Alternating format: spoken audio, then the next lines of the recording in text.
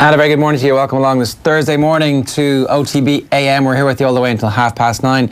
As ever, if you're watching us, you can just listen to us. You can head on to offtheball.com and hit the listen live button and minimise us. And you don't even have to look at our ugly mugs for the next 2 hours or so. We can just be radio in the background for you. If you want to drop us a comment, use the hashtag OTBAM and we'll pick it up. OTBAM. 5 letters. OTBAM. Owen, how are you? Very well. How are you? I'm good. Are you as good as Jack Byrne is at the moment? Riding high? Playing well, scoring goals, dominating games, finally beginning to fulfil your potential and getting the national profile that your talent deserves. Yeah, I don't think I'm quite as good as Jack Byrne or quite as happy as Jack Byrne is right now, but, you know, I think we're all getting a little bit of this bubbliness from the Irish camp that's coming out at the moment. Everything's very happy. There's a charm offensive, if I can use that phrase, going on from the Ireland camp. Is that a cynical way of looking at it? This is Jack Byrne, by the way, that we're going to look at, who's going to shake hands. That's not Jack Byrne. We are going to see him in a second. Where is Jack Byrne? Explain, tell us, Owen, where is Jack Byrne? There he is. And he's just after coming back from shaking hands with all the journalists in the room. Sane Maguire's smile there, quite telling. Johnny Maguire's smile is, what the hell are you doing? You're making me look bad. Get back up here. Jesus. All right, so that's what you're supposed to do.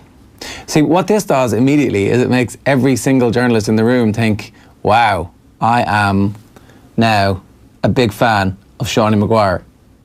Of Seanie Maguire? Of Jack Byrne. Oh, right. I was like, that's a very cynical way of... Should we make Jack Byrne captain of the Ireland team? I'm going to say we're about T-minus 5 minutes away from the first one of those. Yeah, like he's... not only did he kind of go around the press room and shake everybody's hand yesterday, he also delivered pretty good quotes, and he's had a very interesting couple of years, and he's had more downs than ups, I think it's fair to say, since he's come back from the Netherlands, as Tommy walks into the back of shot here. Obviously, we've had him on with us in when he was playing in the Netherlands a couple of years ago with Cambuur, and it seemed that the sky was the limit for this guy, and it seemed suddenly that the limits were getting lower and lower, and that potentially this guy was going to struggle to get back to a level where we might actually be speaking about him. But thankfully, we've got a manager now, the Republic of Ireland, who is very open-minded to the idea of bringing in League of Ireland players, and that's a positive for the league, it's a positive for the individuals in it. And like when somebody kind of exudes that sort of kind of people-person nature in a press conference like that, you'd imagine that they're a person who's based quite a bit on confidence, and is a backing from someone like Mick McCarthy going to help your confidence? Of course it is. All right, well, let's hear from Jack Byrne, who yesterday was speaking to the media. Just, I remember you were in here a couple of years back under Martin O'Neill, and I think we were all struck by your confidence at the time. And even though you may not have had a chance maybe getting into the team, but you know, going back to the days when you were at Man City and you were being talked up by Patrick Vieira, and I said, now you're at Shamrock Rovers and seem to be getting your career back on track. What kind of happened in between? Why do you think it never really... Was it off the pitch stuff, or...? No, you know, I left Man City. I signed for Wigan. I signed 3.5-year deal, and 3 weeks later, the manager was gone that signed me. Like, so you can't, you know, can't dwell on these things, and you know, you never think that's going to happen when you're in that situation. You know, I was leaving it was a big decision for me to leave Man City at the time. I had, you know, 2 years left on my contract. I could have easily stayed there and, you know, went back to the 23s. I went back out on loan to Holland. I'd done something like that. I wanted to try and prove that, you know, I was ready for men's football, and you know, the gamble obviously didn't pay off at the time, and you just have to, you know, sometimes you just have to reset, take 2 steps forward or 2 steps back, you know, 1 step back to go 2 steps forward, should I say. So, you know, I'm just, you know, I'm grateful that I'm, you know, I'm back, you know, touch wood, playing well again. Would you like to, I suppose it's a well-beaten track now from League of Ireland back to maybe a top-flight English club? Do you think you can get across there again? To be honest, I'm not even thinking about that. I'm just thinking about training now in a half an hour. So, you know, I obviously want to do well for Rovers, but you can't think like that. You just got to take it day by day, and whatever happens, happens. Aaron Stephen Doyle asking the questions there, and it's good to hear from him too, that like professional sports people have notoriously short attention spans, at least that they're willing to admit publicly, in terms of it's next game, it's the next ball in the next game, as opposed to I have this master plan. And no doubt he has some master plan gestating away in the back of his brain, but getting regular game time, playing really well, if he does that, everything else falls into place. Yeah, I think from his experiences over the past couple of years, he'll be the first person to tell anyone that you can have a master plan, but that master plan can be torn up into shreds pretty quickly in professional football.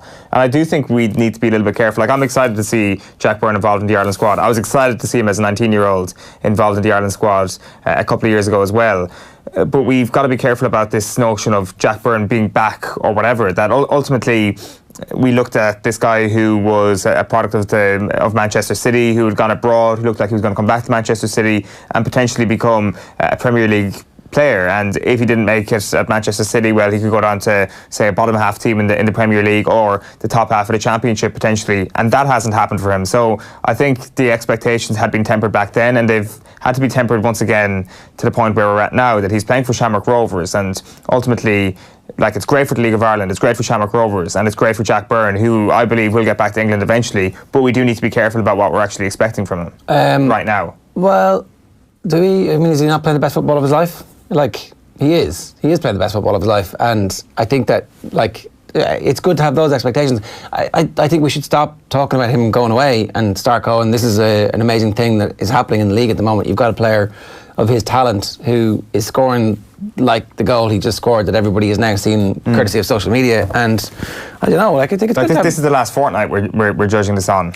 Yeah, but like that's the I'm just saying we just need to be a little bit careful of what we're saying here, that, like, I'm saying that he's a really good player and we're seeing him play really well at the minute, and like, it's okay for us to expect him to do well, as opposed to saying, oh, you're gonna have to prove that to me over a long period of time. It's like, let's enjoy this, you know, and let's bring those expectations and go, come on, you can do this, you can do whatever it is you want with football. Yeah, well, I'm not necessarily saying that. I'm just almost kind of like checking my own expectations rather than telling him to check his expectations, to be honest. Like, if I was a footballer in the Ireland camp, of course I want to look at it saying the sky's the limit, but I don't know. Like, shame on you. It has been one of the good stories over the last week, and it's a good story because it's a great story for the league, but ultimately that's what it is. It's a player from the League of Ireland who's in the Ireland camp, is a player in the League of Ireland, ultimately going to be the reason why Ireland qualify for the Euros. Probably not, and that's just the honest take on it. Okay, like, do I expect Jack Byrne to get back to? Are you not living in the old paradigm here, where the league was the league, and actually not taking into account the fact that the original Shamrock Rovers under Michael O'Neill happened, the second wave of great European success happened under Stephen Kenny, and there's now a third wave where Rovers, who at the time got pilloried for keeping their young manager, have ridden out that issue. He's come through the other side of it. They've started to attract top quality Irish talent back from England at a time when, as he says, he could be sitting picking up whatever it was, 5, 8, 10 grand a week in the Wigan reserves. And I don't know. I think that we should have expectations that these players can be meaningful contributors over the course of a campaign like this. But, like, I'm not actually really going against that, to be honest. I am we've got to also realise that it's early in the League of Ireland season as well. That, like, my excitement's going to grow for this guy once he continues this form for the rest of the season. Like, we're not only judging this on League of Ireland form, we're judging this on the last couple of weeks of League of Ireland form. It's early in the year. Like, if he puts down a full season of this, if he scores more goals like he scored last week, then the excitement's going to grow. I'm going to start getting carried away. I'm just saying, start going to Tala. Potentially, but I don't want to, stab my beloved bows, my newly beloved bows in the back. But for once in my life, I've kind of learned that getting carried away is not the correct option right now. But hopefully, it will become an option. You can't change your habits of a lifetime. And here's what's coming up on the show this morning. Kieran Fitzgerald of Currafin, the Currafin legend, is going to join us around about 8:30. Kieran Donaghy, obviously, for the shot clock at 8:10 this morning. The sports page is coming your way right now, and we'll have Darren in a little bit later on to bring us through the sports news. We'll also be talking about rugby around about 9:15, and Tommy Walsh is going to join us to talk about the various form of some key players in big teams around the country and the Allianz League hurling semi-finals, which are due to take place. How important those league games are at this point. Is it just a better than training run, or is it actually meaningful competition where big decisions and markers are laid down for later on in the summer? Tommy Walsh going to join us around about 8:45 this morning. So let's take you through the newspapers. We'll start this morning with the Irish Times.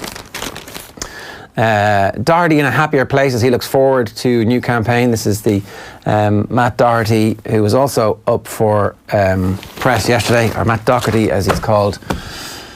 Across the there was an advisory sent out by an English news agency with the phonetic pronunciation of DOCK for Matt Doherty. Like, Neil Tracy brought this to our attention this morning on his Twitter account. It's like, come on. Does that actually wind you up? People get it right. I mean, telling people the wrong thing is wrong. Yeah, it is. Like, yeah, that winds me up. That's the type of shit that you should get right. Yeah, like there's a conspiracy theory that BBC and all these news services are actually all on the one page here, and they know that they're winding us up with their mispronunciation of Doherty. And I really hope that that's the case, and I hope that it's kind of working on people like you. Okay. All right. The other story there is the Leo Varadkar getting into the FAI's business bit, where he was asked yesterday about the 100 grand loan that John Delaney gave the FAI. It does seem a bit unusual, he said, speaking at government buildings. A body that size, given its operations and the funding it receives, I would have thought has banking facilities that would have provided for a loan, and I know that Sport Ireland and the Joint Committee of the Oireachtas will want to ask some questions as to why that came about. It is a matter for the FAI, which is an independent body. It has its own board. Obviously, he's a former Minister for Sport, so he knows all this and he knows he can't get involved. Is it a resigning matter for Delaney? No, not in my view.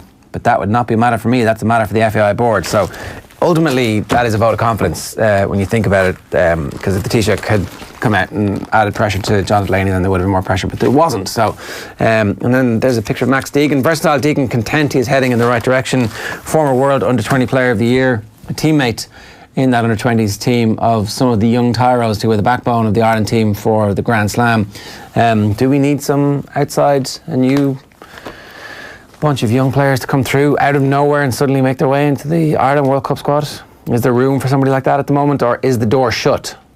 Well, I like when we had Byrne on Monday night, he said that the whole thing hasn't been blown wide open, and that doesn't necessarily mean that he's not saying that there's opportunities for everybody. But I think when you look at players who are going to return to the Irish fold, you're probably looking at players like Sean Cronin, Jack McGrath, players who've been very well established for Ireland or in Ireland squads in the past, like Max Deegan picture there. Like it's Dan Levy back.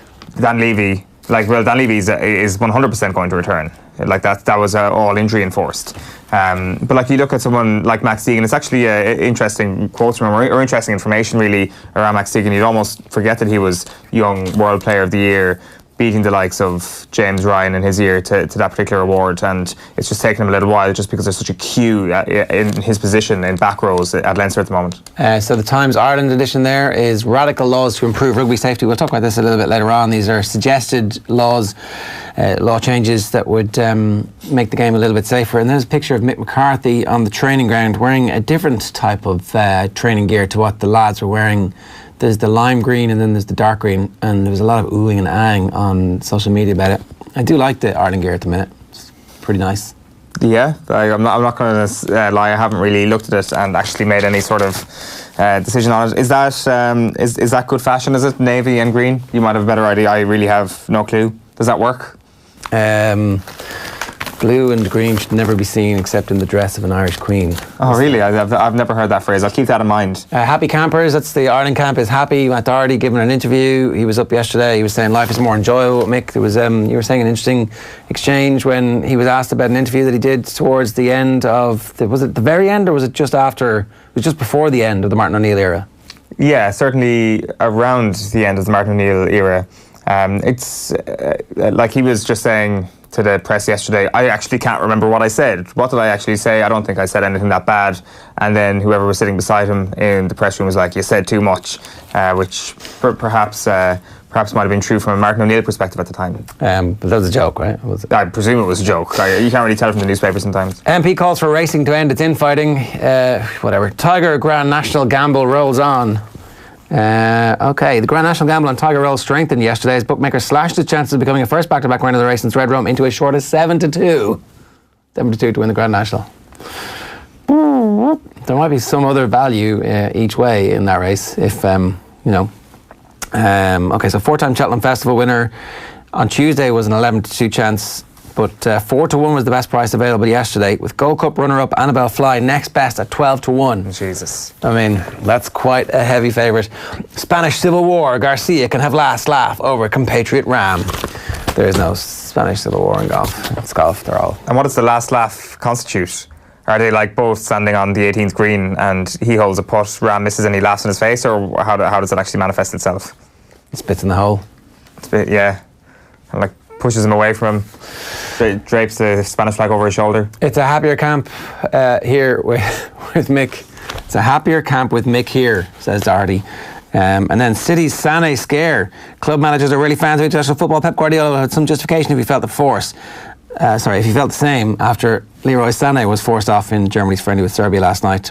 Sane was challenged by Milan Pavkov, challenged as in grabbed by around the neck and wrestled to the ground, which sees him sent off, and then Sane's like, no, leave me alone, you're so big. Pavkov, I think that was a different player who wrestled Sane around the neck. Oh, was it? Okay, so he was actually properly kicked. Yeah, Pavkov, you can see it at the bottom left image there. Picture, yeah. It's horrendous. And Pavkov, after going in, both players are lying on the ground and Sane's legs like flailing in the air, and Pavkov just grabs his legs and like, get out of my face.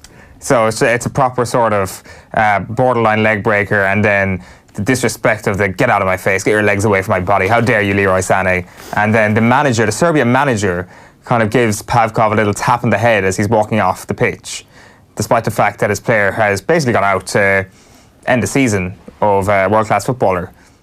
Pretty deliberately by the looks of things. It was a horrendous challenge. It was absolutely horrific. And I don't know what the beef is there. I didn't see the game, so I don't know what actually happened with that little sort of bit of an altercation earlier on in the game. Did he like piss off his teammate? Did he say something to him? There's a better picture of it there. Jesus Christ! Like, I mean, explain it. Leroy Sane is insanely lucky that his leg isn't split into two right now this morning, because he has got him just above the ankle. Even if you're wearing a concrete ankle bracelet, you have got a chance of breaking your ankle there. I've got no idea how Leroy Sane has allowed himself to be so lucky in that situation. So, yeah, certainly Pavkov tried to do what he tried to do there, and then, as I say, kind of had no remorse afterwards whatsoever. Yeah, I mean, if you're going to be a shithouse about stuff, you should have no remorse until at least you get to the dressing room when you're like, oh, that's bad, that looks pretty bad. No? You gotta carry it off on the field. If you're going to be that person, if that's Brand Pavkov, Red Star Belgrade star, yeah, whatever. Yeah, I mean that is in keeping with a long line of Belgrade people. There's a great story brewing from the last round of the Allianz National Hurling League games. Cork had a player sent off, Kilkenny had a player sent off, and Cork and Kilkenny were due to play each other in a relegation playoff, and they weren't going to bother playing it because, like, why would we bother playing this? It's like, are you in Division 1A, you in Division 1A1, or whatever they're called next year, because there's no Division 1 and 2. It's like split decisions, and actually losing that game would have resulted in you having an easier run to the league finals, if there are league finals next year, whatever that myriad variations of the competition will be next season. And it turns out the GAA are like, no, that game that you're going to play between each other will not count to expunge the suspensions of the guys who were sent off in the last round. They're going to be suspended for the championship. The game went ahead, and Kilkenny and Cork are like, screw you, that game counts. I mean, it's your game, of course it counts. And the GAA still are at the moment, their disciplinary body, not the GAA obviously, are like, no, doesn't count. So now there's this row brewing about this, like, phantom suspension. What counts as a game? Is a game even a game? If no one cares about the game, is it a game? Well, I'm on Kilkenny and Cork's side in all of this. I think if you get a suspension based on lashing out in the league, which they did, then you serve your suspension in the league, especially because there's a league game available. It's not Cork and Kilkenny's fault that the competition structures are being changed. In any other year, a relegation playoff would be a pretty big deal. What if you kill somebody in the last round of the league? Do you get straight back in for the championship next week? No, the game, the ban would carry over to if somebody got sent off in the relegation playoff last Saturday, then they missed the first game of the championship. It should be a one-game ban, and I've always maintained that it should be a game-by-game banning process in the GAA. Irrespective of the competition. Irrespective of the competition. So if you get sent off in if Kerry reached the league final and you get a 3-game ban, you can't really get a 3-game ban in the GAA. You need to literally kill someone. You would need to spit at somebody while headbutting them, while kneeing them in the balls. That would be a 3-game ban. It wouldn't. You get the 1 game. You get the 1 game for that. Yeah. You would. You get Maybe the 1 game. If you produce the weapon, you get a 3-game ban. Yeah, pull a gun. Kneecap somebody. Mm-hmm. Sorry, it was an accident. And kidnap them. Yeah. Hold them hostage for a couple of weeks. Yeah, and then you get a 3-game ban. They're like, you can't play until the Super 8s. Until you release the hostage. So, I got lost there. What were we talking about? should there be game-by-game bans? I think there should be. No, so I don't know. I mean, and like in this situation, it does kind of benefit the players here who both rightly got red cards in this situation. They both lashed out at an opposition player with a hurl, which is a red card. It's a severe red. It's a severe enough action, and they were both very frustrated acts. But I still think it's a league red card. It gets served in the same competition, so even better. All right, what have you got? The Heralds. The headline is Max Small Tweaks to Lift Mood. That's the headline in Aidan Fitzmaurice's piece. And he's also writing about twist in FAI saga as Senator wants meeting brought forward. So John O'Mahony has been speaking and saying that we can't wait for the Oireachtas committee next month, that he wants it brought forward a couple of weeks. The Irish Daily Mail goes with no apologies, few regrets for Doherty over O'Neill criticism, and Blue Brigade avoid bridge to force Sarri's exit. So this is Chelsea fans voting with their feet and not showing up using their season tickets as protests to get Maurizio Sarri out of the club. The Mirror then goes with happy slap. Doherty says everyone seems to be enjoying it. Training is fun. We know what we are doing. And Sancho out for £100 million and Blues star in. So Borussia Dortmund will put a £100 million price tag on Jadon Sancho this summer and then try to replace him with Callum Hudson-Odoi. The other story here on the back page of the Mirror, and it's carried across the Sun actually, the Sun lead with it, is Pog's real dream. I'd love to play for Zidane. Pog's real dream, I should say. So Paul Pogba has put his Manchester United future in doubt, admitting it will be a dream to play for Real Madrid. So Zinedine Zidane's obviously back there, and he says Real Madrid is a dream for anyone. It's one of the biggest clubs in the world. There's also Zinedine Zidane as a coach. So he's not exactly being fully 100% loyal to Manchester United. He's keeping his options open, and in French camp this week has said that it'd be a dream to join Real Madrid. Also, you've got Matt Doherty there pictured as well. I'm not a liar. What have I said that is wrong? He stands by his O'Neill talk. The Star then goes with smiles better. Matt says mix brought enjoyment back to Ireland. And Conway silence and saga as well, says Paul Lennon. FAI President Donald Conway has taken a vow of silence as the FAI and John Delaney Bridgegate fiasco rumbles on. So repeated attempts by the Star to speak to the retired Swords-based school teacher on the issue were blanked by him, apart from a text message to direct queries to the FAI's spokesman. The Guardian go with crew in spotlight. Benel expenses claim raises questions about legal defence. It's more information from Daniel Taylor on that one. And another exclusive here. England pair in hot water over Six Nations late night. Benteo and Billy Vunipola breach team orders on drinking after Scotland draw. And then finally, it is the Telegraph. Women in Sport Elite Sportswomen Survey. 29% have experienced sexual harassment, 49% have been bullied, 72% say they have been judged on their looks, while 73% agree the level of sexism is unreal. So it's a couple of pages on that in the Daily Telegraph this morning. And also an exclusive here on the Lions, the next Lions tour. Lions plan £10 million Twickenham match, but face backlash from top clubs in the Premiership. So I think for the next Lions tour, they'll have to push the Premiership final forward a few weeks to accommodate a match in Twickenham for the Lions before they go down to South Africa. What kind of like a Lions versus Barbarians type? Yeah, I think the last time it happened in Argentina in. In this piece it cites a Barbarians game in 1977. There's been other stuff in between. They played a game in Hong Kong, and they played. In Twickenham. It'll be the first Lions fixture in England since the first officially sanctioned match against Barbarians. Yeah, but they played in the Millennium Stadium against Argentina. Did they draw that game? Was that? And it was like a warm-up before they went, which like had no bearing really on. I think it had no. I don't think the team was fairly similar to the actual team itself, and then loads of injuries happened anyway. So it's just a moneymaker. Yeah, I would say so. The Pro 14 are up for it. They're willing to push their final forward. The Premiership, though, always a stumbling block. Yeah, there's something in that. You may have touched a nerve at that one. So that Kilkenny Cork game, do you know what happened in it at the weekend? No. That's like, it's mad, isn't it? No, too busy watching the rugby, following the rugby. To look it up, Cork beat Kilkenny 215 to 116 with 1-2 in the last couple of minutes at Nolan Park to record a dramatic victory. So it sounds like a great game. But completely pointless, obviously.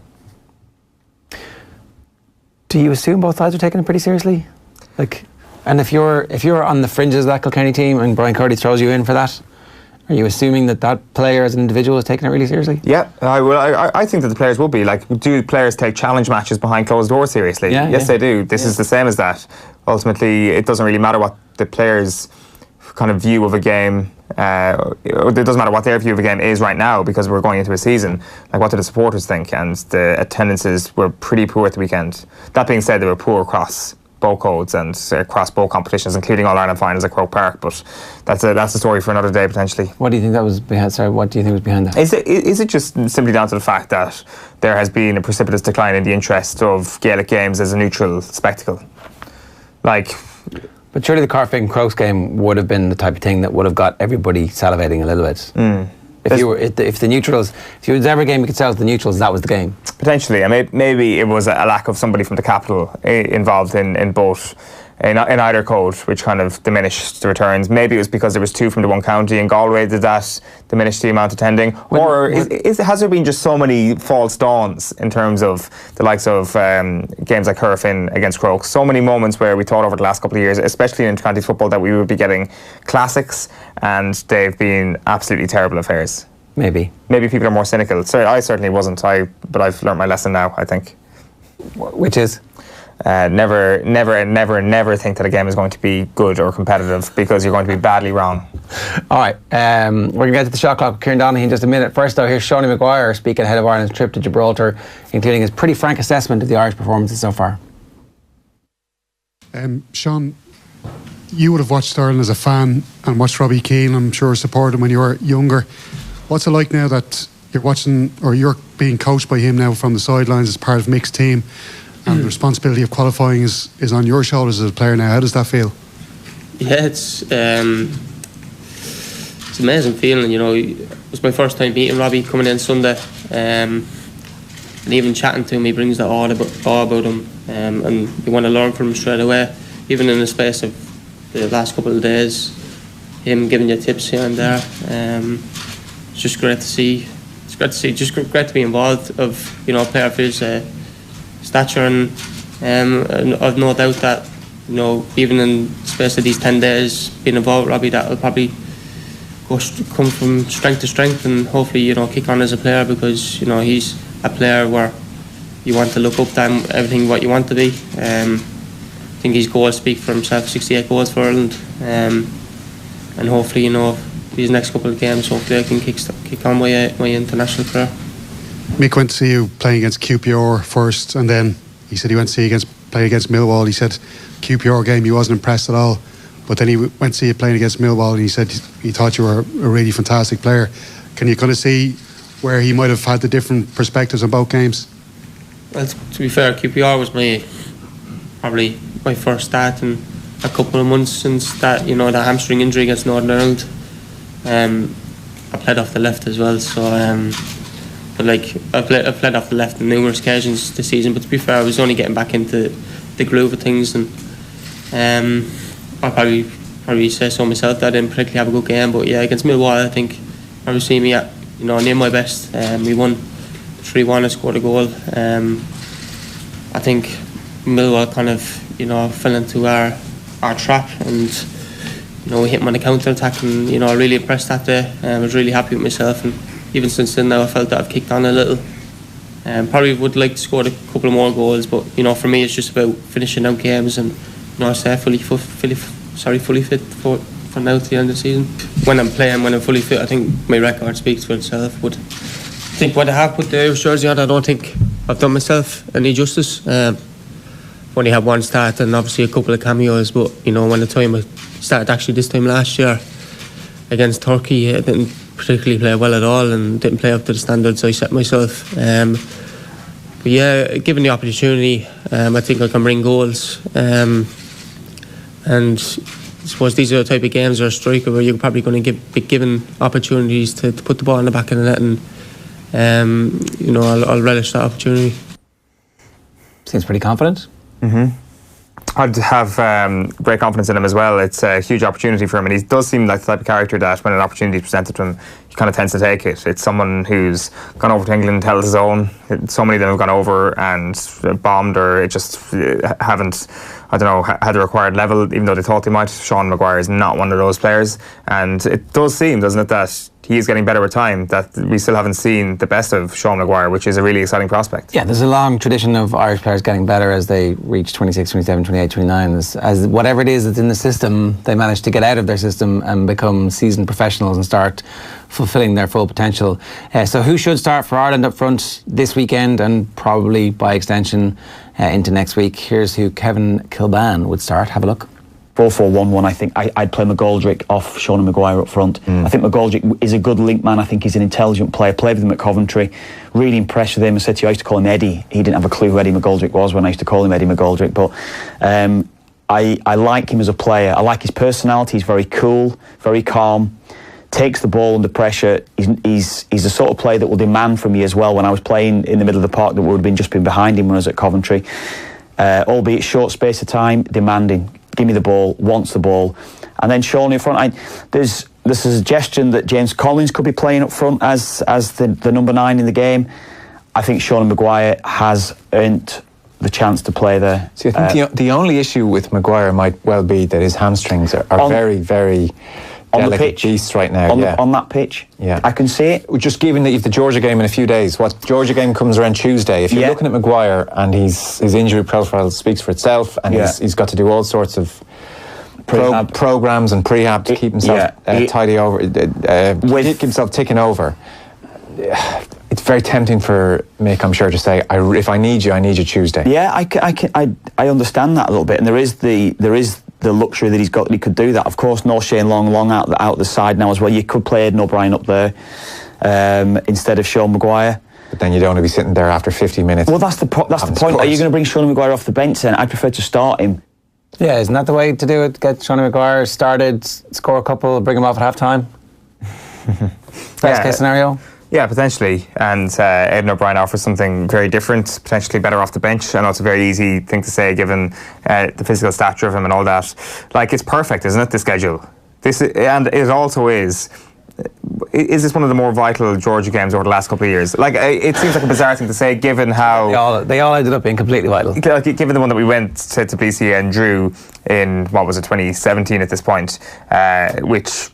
ultimately staggered our World Cup qualification hopes for Russia. That probably will be the most important. But I often wonder if we get 6 points from this, what this will do in the long term from an Irish perspective. Because I really think that there has been kind of like a chicken and egg situation here with Irish footballers' form at club level. Like, really, how badly did the international setup actually affect some players at club level? Was their confidence so low that they actually couldn't produce it for their club? Maybe I'm kind of overthinking it there. But ultimately, if they get 6 points from this, particularly when at home to Georgia after not beating them last time we played them, I think that's a pretty big plus from an Irish perspective, even though we should be beating them according to rankings and all that. I think it would be a brilliant start. The confidence that would come from that. If Sean Maguire or someone like that starts both games, gets goals in both games, we're suddenly looking at this team, we're like, we're all right, we're in decent shape. And the idea that we can nick a couple of points off the big two in the group kind of seemed like a fanciful notion at the start of this when the draw happened, but I don't think it would seem so if we're convincing against Georgia at home. How convincing does any of that stuff matter? Like, I've never actually seen form roll from an international break into another international break. Really, like.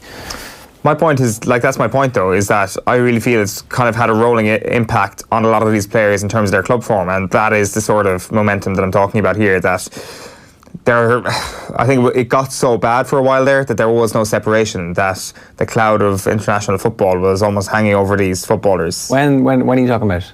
During the end of the Martin O'Neill and Roy Keane era. I mean, when you think back to it, Ireland got out of the group in the Euros and went up against France, who end up winning the World Cup, and were 1-0 up under Martin O'Neill. So there's only a short period of time when international football got bad under Martin O'Neill. Yeah. Like that, we would take now getting out of the group at the Euros. There was 2 years for this group. He was there for 2 years after that. Yeah, he was there for 2 years after that. But like, it's not the Staunton era. No, I know that, but it was pretty dramatic, the downward spiral that happened post, and it's not even post Euro 2016 because we started the World Cup qualifying campaign so well. I would take 2-1 nils and have 6 points at the end of this and be happy. Absolutely. But was the first signs of things going wrong at the end of the Martin O'Neill era not in the Aviva Stadium against Georgia? I remember when Seamus Coleman scores the worst goal of all time, when he somehow manages to get the ball, dribble and keep dribbling. That was a beautiful Irish goal. What are you talking about? It's like all the Georgia players are ghosts and he's just walking through them. It's an amazing perfect Irish goal. It depends on how into irony you are. It was like the stereotypically beautiful example of an Iris goal in a big international match. We were terrible that night. Yeah, we were. Yeah, they completely. And I think that was the first warning sign. I don't know. I think we'll come back to that because we've got a full week to talk about international football.